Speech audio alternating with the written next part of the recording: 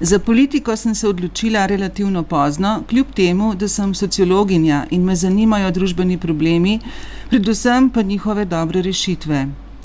Verjela sem namreč v institute države, ki pa so me v zadnjih nekaj letih krepko razočarali. Najprej se je začelo na področju zdravja.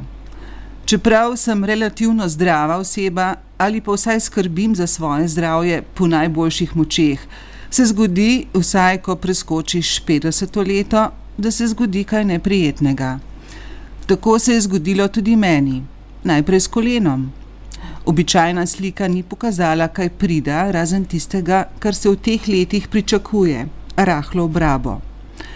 Kljub upoštevanju zdravnikovih navodil se je moje stanje vsak dan slabšalo, tako da skoraj nisem mogla več normalno hoditi. Ko sem želela nadaljevati s preiskavami, se je zaustavilo. Čakalna doba 1 leto. Po samoplačniški poti 400 €, sem bila na vrsti takoj. Za moje zobovje pa tako samoplačniško skrbim že kar precej let.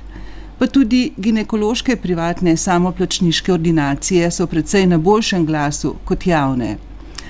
Ker je moja plača približno 2 do 3-krat večja od povprečne slovenske, si to lahko sama nekako privoščim.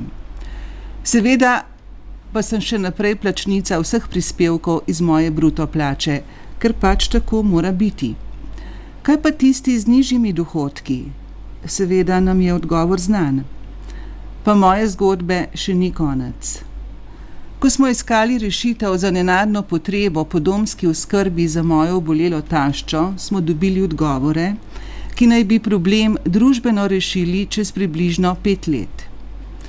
Pa bom z mojo zgodbo zaključila, ker sem jo izpovedala samo kot primer ali pa v imenu mnogih, ki imajo podobne zgodbe in si želijo, da se nekaj v naši politiki spremeni.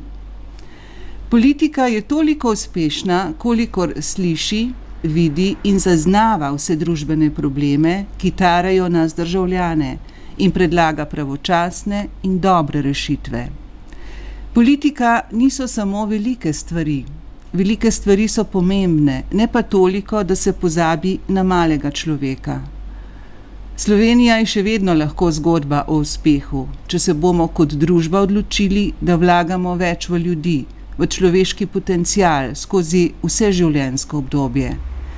Če bomo hkrati gradili vrednote, ki so liberalne in socialne in predvsem svoje življenje živeli tako, kot da bi večkrat obuli čevlje drugega, da ne pozabimo, kako lahko ožulijo, če so že iztrošeni ali potrebni popravila oziroma zamenjave.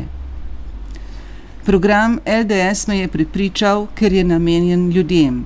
Politika, ki naj bi ga udejanjala, pa govori drugačen jezik, ki je svež in ima poleg jezika tudi ušesa, ki slišijo, predvsem pa tudi želijo poslušati.